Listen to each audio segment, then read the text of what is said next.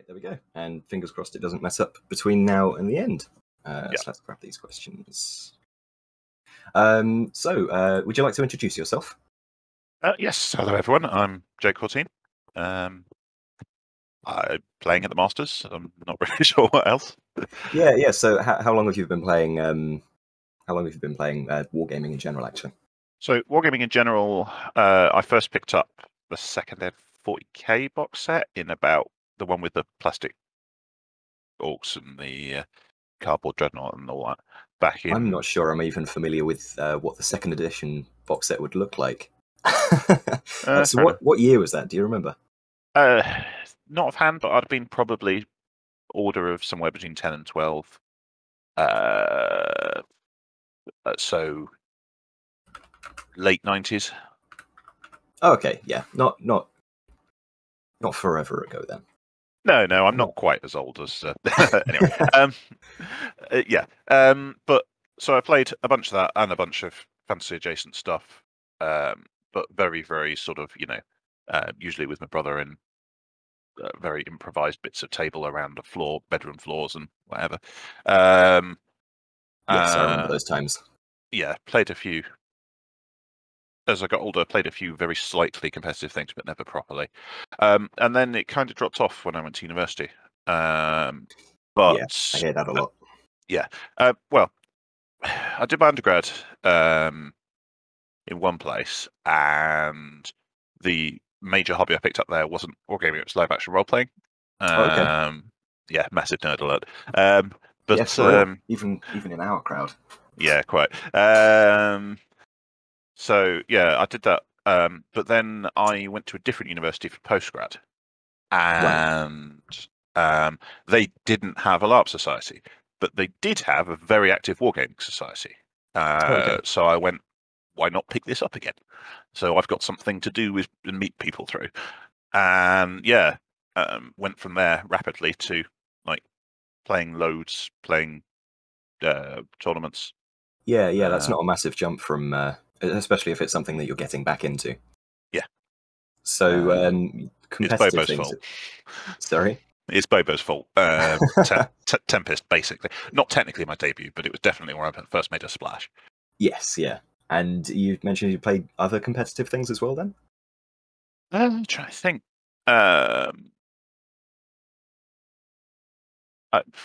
I play a few 40k tournaments now and then, not often. I don't really play anymore. But yeah, it's more just sort of jumping into competitive wargaming scene. Yeah. More seriously, sort of 10 odd years ago.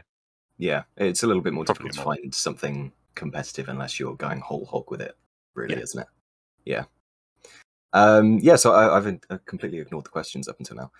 So what army have put you in the Masters? What have you been playing over the last 12 months? So Infernal Dwarfs. Yes, and that's your one of two main armies, is that right? Define main armies. I've jumped around a bit throughout my career. I mean, I was a lizard player for years and years and years. Okay, I didn't know that. With the occasional jump into dread elves or demons, but anyone who knew me back in the day playing tournaments knew that I was known as a lizard player. Right. I mean, that's quite some time ago now. Yeah. But that always was my thing. And then I just started jumping around a bit. So I'd had this idea in my head for years and years and years to build a KoE army. And I eventually did it, played around with it a bit, and I actually won one of the previous Masters with it, which took everyone, including me, by surprise. Yes. Yeah, I think the old Slim Book winning Masters is definitely a shock. It was well placed. It had just been an update, so people didn't quite knew exactly what it did. And I'd got more practice games in than anyone else, and the list was really well placed in the meta because it was a very shooty avoidance meta, and I basically went complete balls to the wall aggression, backed by shamanism and lots of flyers, and I just ran over people. Yeah, that sounds pretty crazy. You could do that sort of thing with the old Slim Book. What do you think of the new one now that that's come out? Have you played at all with the new book? I haven't had a chance to play, sadly, that I'm sure we'll get to later in this interview. But I've gone through it in detail. It's got potential. At the moment, I think it's not balanced. And that's going to be interesting for the designers because. Okay, so a comment that I keep seeing from lots of people is that lots of different playstyles are viable with that KoE book. I agree, but that's because they're all undercosted. So the problem is, will all those playstyles still be valid and valuable once the points iterate to a fair place? And I don't know the answer to that. Yeah, no, it's hard to tell when a new book comes out because I think internal playtesting isn't quite extensive enough to get a decent points value for everything in the book. So some things are pointed very. Yeah. I mean, it's just it requires a much bigger operation than's possible with Ninth Age. But yeah, it's a very interesting book. It's got some nice concepts. Orison is a very powerful mechanic, but also I think a very interesting mechanic. In the sense that it drives the KoE to make decisive commitments and to time those commitments well. Yeah. So assuming that mechanic stays as is, it's going to have to be built around the army works if you deliver your Orison right? I mean, it has to be, because otherwise they'll be, if they work without it, they'll be OP with it. Exactly. So you have to balance for what they can do if Orison's used well, which means that they'll struggle unless they use it well, which could make it an army that's a little challenging for beginners. I know there are some choices in the book that are designed to get around that a bit, but like the Knights of the Court. Yeah, I think an all-cavalry army is generally going to be something that's going to be a little bit more difficult to use regardless of how you build the book. Agreed. But yeah, that sense of timing is something that the very best players, and I don't count myself in that list for the record. I'm talking the best in the world, not just the UK's. So if you watch much as I don't want to feed the egos of people who can be a bit controversial, if you watch the Furions or Scrubs of this world play, the thing that always strikes me is that their timing is impeccable. The units are in exactly the right place to pressure without being overextended. They know exactly how much they can get away with committing and pressuring. And I think KoE will reward that in spades. I'm intrigued to see if Tank has taken them to this event, because I think as UK players go, he's probably got the best feel for this style of play that is all about a decisive commitment and timing it. It suits what I've seen him do with Warriors in the past. So there's potential for some really, really dramatic games to happen in a really interesting, fun way. Yes, Masters is always the place for that. I remember at the end of last year, the last couple of games and the last few turns as well, because they were being played at the same time. Just the pressure that went in at the last few turns as people realised what scores they needed to finish in certain places. So have you been able to talk to anyone about what they are taking, what you're taking, or is it all very hush-hush still? We've just passed the list deadline as well, haven't we? Yeah, we passed the deadline. So a bit of context for this, and this is going to be a theme running through this. So over Christmas, I decided to join my partner, Victoria, and we went to see her family who live in Italy. Oh, very nice. Yeah, absolutely lovely.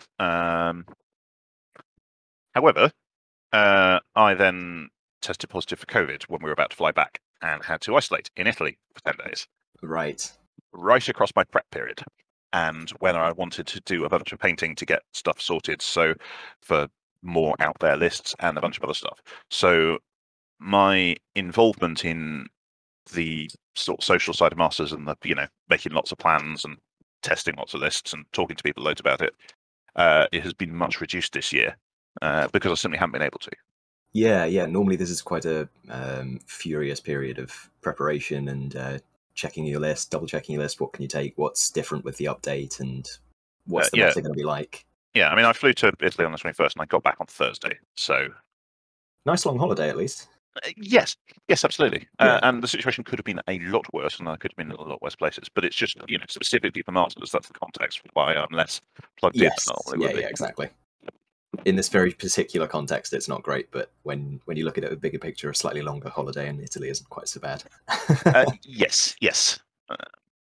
Cool. So what have you decided to take to Masters? What were you hoping to take to Masters with your prep if you'd been able to have it as you'd planned? Answering that question and the previous one, because I realised that I went on a tangent. Very easily done. Yeah, talking to people, well, especially if you meet. talking to people.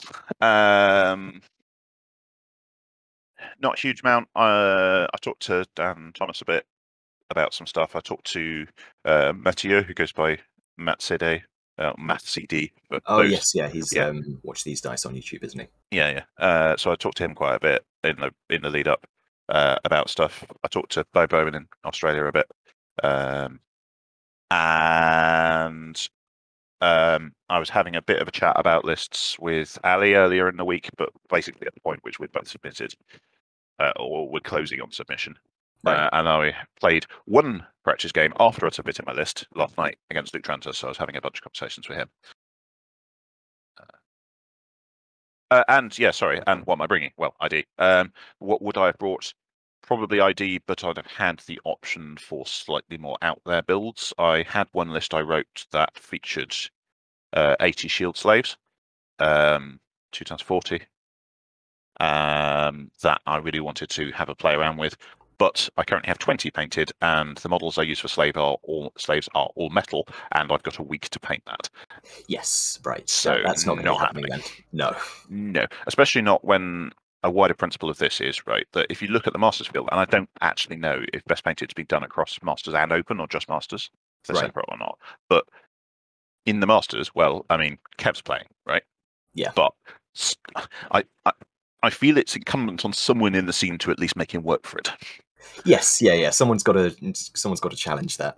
Yeah, so I'm trying to bring some of the better painted parts of my army as best I can, in order to try and at least have something nice to show, and also to help showcase the scene, right? And say, hey, look, it's the Masters, and it's not just a pile of skinks with their heads falling off that are set sideways on a hill, naming no Collins. Yeah.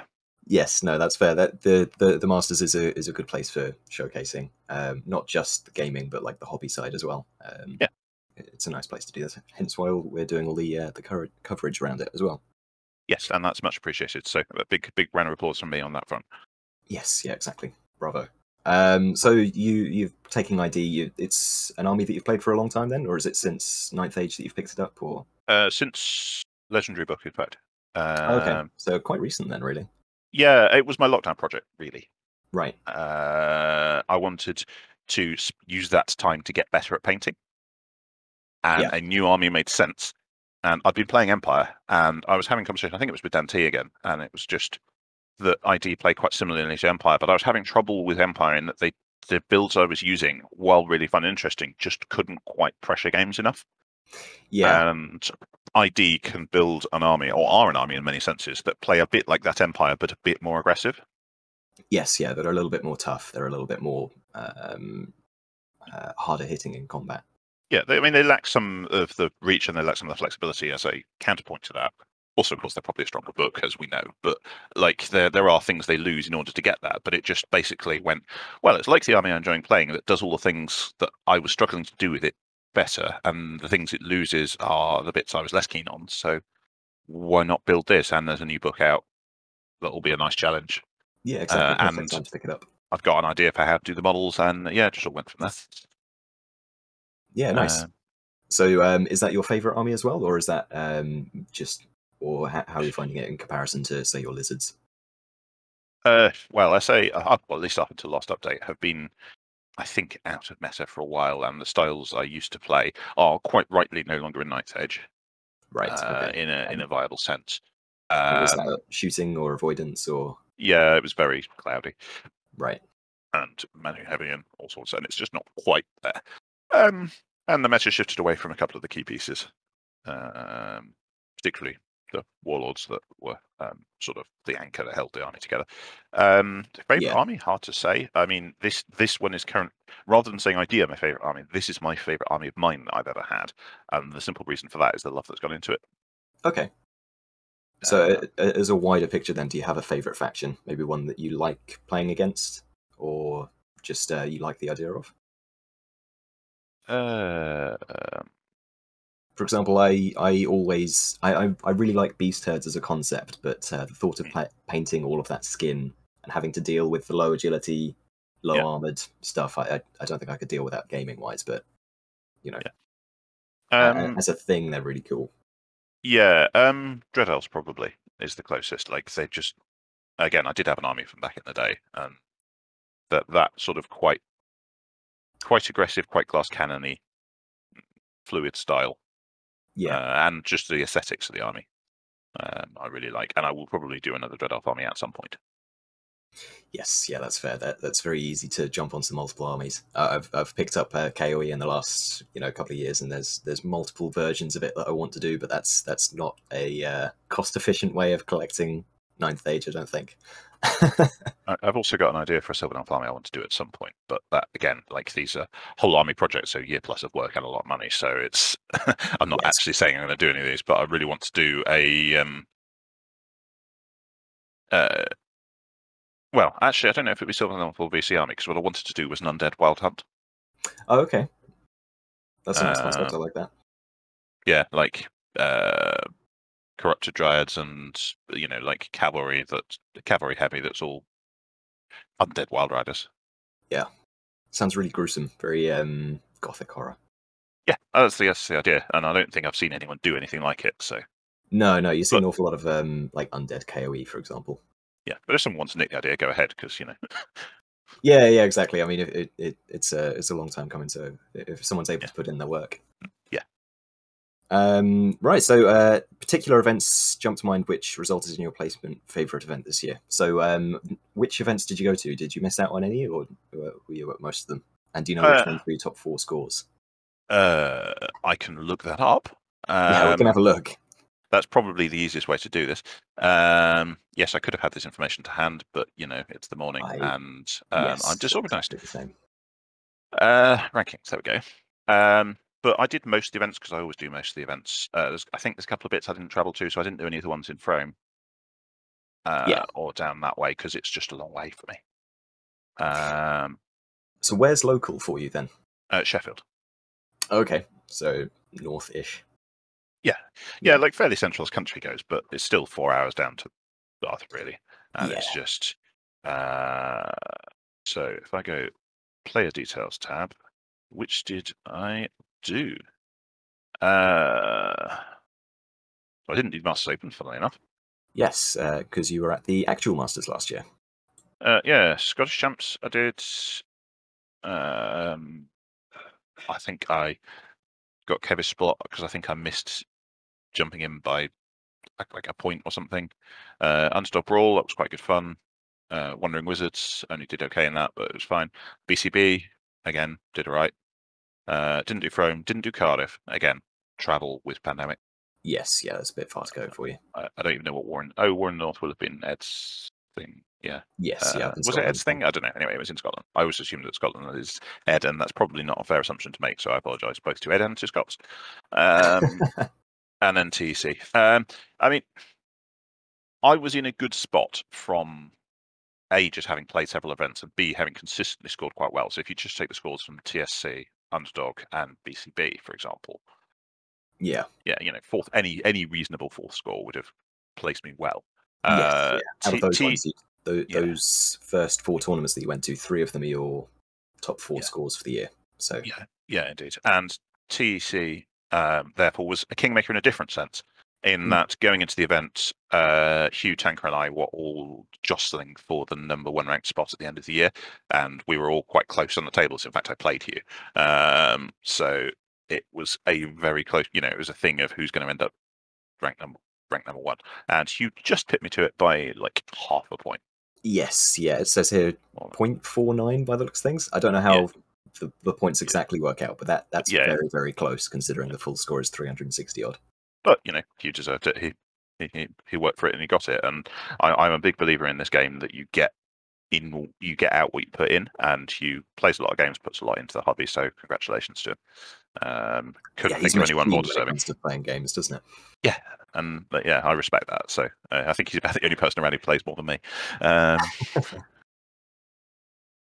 Anyway, but yeah, that therefore was memorable just because there was that thing going on of who's going to get number 1 at the end of the year. So TEC was your favourite one for the year then, yeah? Yeah, I'd say so. And how do you feel about playing online? Is that a favourite of yours, or were you doing it just because it was the pandemic, or? Somewhere between the two. I do it quite a lot because there isn't much of a competitive 9th Age scene in Sheffield. Right. So I'm quite, if I want to get the volume of games in to play particularly competitively in the style I do, and for ETC stuff and so on, I need to play UB. It's Yeah. not quite as fun as playing on the tabletop, but I don't hate it either, and I do it enough to quite enjoy it. And I've actually made a bunch of custom sprites so that I've got my army actually looking nice on UB because I play it often enough. So yeah, I don't dislike it. In fact, I actively enjoy it, but it's not quite as good as tabletop. I'm not really an evangelist for one way or the other. Yes, yeah, that's fair. I think there's definitely pros and cons to both of them. Yeah. It's nice having there's no argument about measurements when you're playing on UB, because it either is or isn't, but it's a lot more open to interpretation when you're playing on the tabletop, which can be tricky sometimes. But the social side of playing on a tabletop just is better, and having nice models and all this stuff. But it isn't either or. If I can play on tabletop, I will.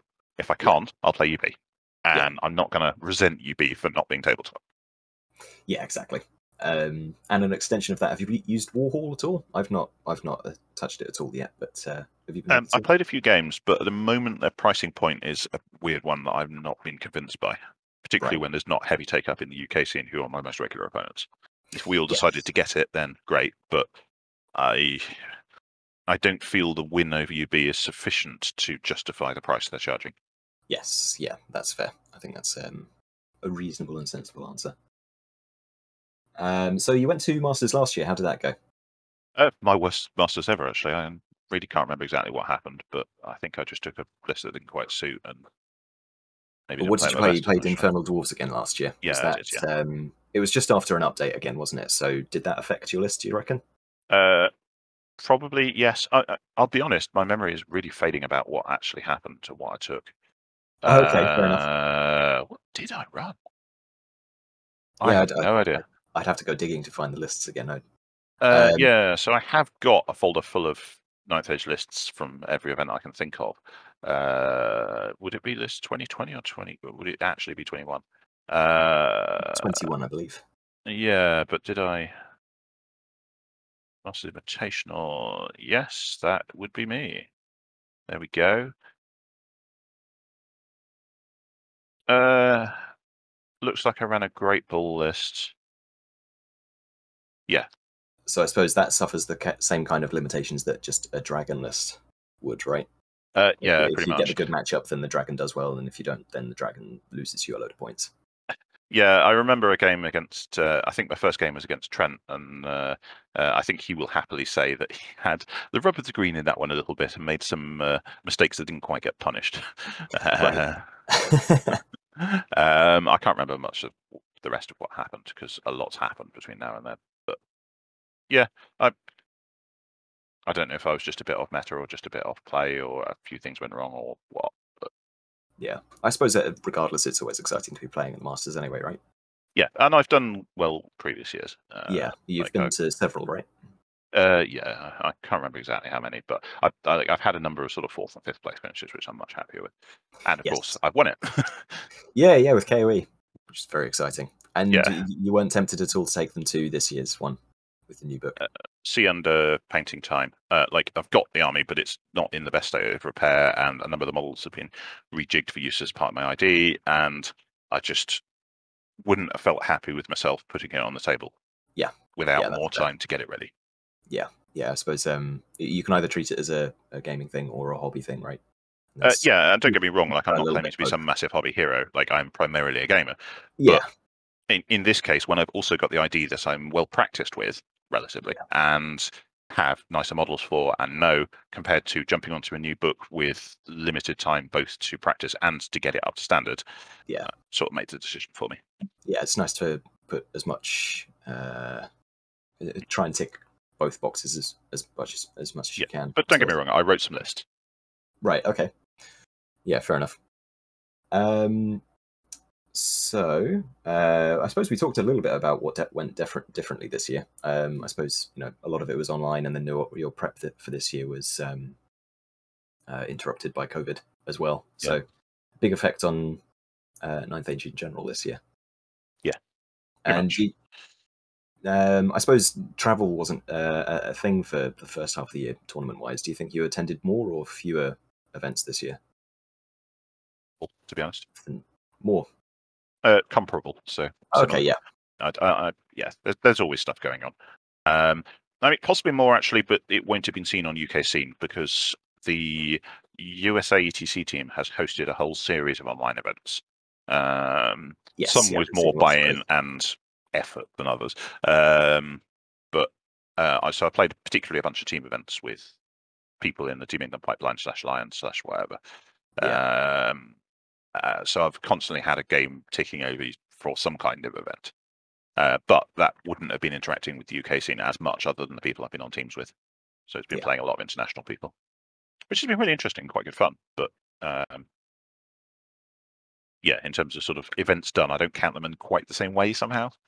Yes, yeah, they're a little bit different when it's all online and it's not the kind of thing that you'd been able to attend in a normal year, I suppose. So I've done a couple of like the clashing roundabouts and that kind of thing. It's a little bit more of a different feel when you're because when you go to a UK scene and tournament or UB in particular, you still get the feeling that like everyone knows at least other people in there. So it's a little bit stranger when there's not quite as much of a connection. Although the nice thing has been, particularly with COVID, pandemic-related social isolation, playing on a team with sort of usually 4 or 5 person teams were the most common things. We did do some 8, I think, and I've tended to pair up with the other keeners, as it were. And what we've normally done is pre-pairings in order to sort the matchups out. Is we've had a phone call on the night after the draw comes out, usually on a Monday, and we've just had a team call for an hour or so of just chatting through the armies, the matchups, and whatever. And that's been really nice socially, and a nice team atmosphere, and also been really good for play. Yeah, I can imagine that makes for a good phone call. So you go through like the whole list document and do the no, it's usually the team we're playing next, typically. Oh, I see. Yes, yeah, I get you. Because they'll run over a week, and so pairings come out on overnight on Sunday, and then so during Monday we'll have a chance to read and do our initial marking, and then we'll have a call Monday evening, and then after that we'll contact the other team and say, right, let's pair. Yeah, I suppose almost the same as going down for like a week at a gaming club, right? Like an evening at a gaming club for that. Yeah, or the equivalent of what people do if they get to have a car trip together towards before round one of an in-person event. It's that kind of feel. Yes, yeah. It's a nice nice connection with the people you're playing with. So what did you go with like theme wise? I don't want to get you too much talking about your list, but what did you go for this year? Concept-wise, yeah. Okay, like, so what kind of build have you gone with? Right, so there's a few things that have gone in here. One of them is I have deliberately taken some of the nicer painted elements of my list. That isn't a competitive thing, and don't get me wrong, it's a nice complement with what I think has done well out of the update, but it is a factor. Disciples of Lugar, I think, did very well in the update. Funnily enough, I'm running 40 of them. I thought they were well, and I have played them before in UK events and done solidly with them. Yes, I've run into a block of them, and they were tougher than I was expecting them to be. Yeah, so I think lots of other people weren't using them as much and might now start. But so there's that. It's nice to have the opportunity to jump into a unit that hadn't really been seen much before, but you've got them ready painted. Yeah, and other than that, usual style. Like I've been really enjoying Tablet Pyro as a magic phase. But this case, because having had discussions with a couple of people about the expected density of single models, and particularly people talking about warriors lists with things like Celtic Ancestors, I decided I wanted a bit more anti-big stuff firepower than I normally got. And also the static artillery's gone up in price significantly again on this update, and I think is no longer viable for me. And I was already chatting with Mark Greensill a fair bit about whether they were right for my list. So I've gone with, I think, a gunnery team and an engine, both with a rocket battery and an engineer on the Bastion to support that, so that I've got the ability to play quite aggressive on board space and not have a vulnerable backfield, but also be able to apply targeted firepower to big targets. And the figure is that the pyro will cover the blocks and the rockets will cover big stuff, and then all of Lugars will do the rest. We'll see. I've had one game. Oh, right, okay. I suppose you haven't been able to fit in as many practice with the list at all then? I played one game last night after I subbed it. Oh, well, right, okay. So okay, that's not helps. bad then. Yeah, that's 100% win record with your preparation then, I'd say. going on. Yeah, so steady average of 19 points is fine. Yeah, exactly. What could go wrong then? So with that, how do you reckon you'll do this year? And do you have any guesses for who might win overall and which faction it might be? So people, when listening to other people's reviews, they quite often rate me high. Maybe I'm just not confident enough, but like, you know, I am probably one of the better if players there, playing one of the strongest books. So Right. I think I've got a decent chance in that regard. If I were well practiced, had chance to test and tweak and, you know, do all the stuff I normally do, I'd put myself in with a good shout of podiuming or even winning it. As it is with this level of prep, I'm hoping for sort of upper middle. Yeah. If I can do sort of 5th, 4th again, I'd be very, very happy. And if I get higher than that, great. And if I don't get that, well, I've still enjoyed myself. Yes. Yeah. It'll be an entertaining weekend regardless of what happens. Yeah. To win it, I am going to back Tanker like I did last year, I think. But I think he is the best player in the UK right now. And hopefully he's not taking something silly this year and therefore can actually show what he can do. Yes, yeah, because he rolled a D16 last year, didn't he? Yeah. And took the army that popped up that way. And what do you reckon he's taken this year? Do you reckon he's taken a sensible list, or who knows? He's been you know, playing the game of will I, won't I, all over the internet. So who knows? He was posting Warriors list, and they said he hasn't submitted that. Carrier Empire are the current guesses, but we'll see. Could be anything. Also, of course, I've got to say nice things about him because he's my ETC captain. If I don't say nice things, they give me shit matchups. Yes, yeah, exactly. Got to be nice about him, which is why you're backing him as well, right? Yes. Well, also, right, you know, if you take the players that are the biggest names, you've got from of old, you've got him, Craig, and Mikey, and Craig and Mikey haven't been playing nearly as much. Yeah, because it's quite a different Masters field this year, isn't it? Because we've had a little bit of a weird one again. So for example, there are more first-time Masters players at this event than in previous years. Yeah, agreed. Yeah, partly because I think I mean the total number of people with qualifying scores this year was 140 something. It's quite a small, limited setup. But also UB's changed opportunities, and there's some people in who I definitely think are up and coming. So it's nice, for example, to see Josh Burns in there because he's been playing really well lately, and I'm happy for him that he's got a Masters place. Looking forward to see how he does.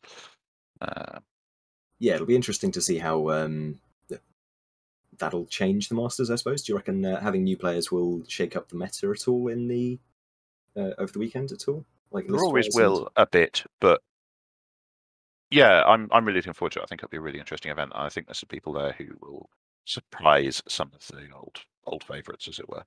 Yeah. I'm always a fan of keen up and coming players who've been putting the effort in to know their army and stuff. I always rate that more than people who have been good since donkey's years but haven't put the work in. Yeah. So I mean that's a well-known opinion of mine. I'm not shy about sharing that. Yes. So well, that links back to what you said earlier about what you put in, you'll get out of it. Yeah. So I think that'll be a really positive development, and people getting a chance to show what they can do will be really, really good. Yeah. And even if they don't win it, so what? You know, they made the effort to get there, and well done. Yes. Yeah. Exactly. Okay. So I think the final question was how did you do? Because you took part in Masters last year, and there was lots of media coverage last year, and then there's been stuff this year as well. How do you think that affected you last year, and do you think it's affected preparation at all this year, or how has it felt? Prep affected, not so much. I just really like it. I think it's really positive for the scene. I've no idea how much people are following along this year. I've been a bit more disconnected, funnily enough, because I've been away and everything's been going on. So I don't know how much traction you're all getting compared to last year, where it got like major international traction. Yeah. I mean, I'm a little bit more involved this year, so I can't remember what it was like last year. But the effort put in by the UK's podcasting scene and so on, and general gaming scene for this is stunning, and I think it puts a lot of credit both on the people doing it and on the scene in general, and I love it. So yeah, I've listened to about half of what's come out so far. I've listened to a bunch yesterday while prodding at work. and doing some painting. So I will continue listening and enjoying. If I'm allowed to shout out other podcasts on this, Yeah, absolutely. Go for it. Yeah, I please do.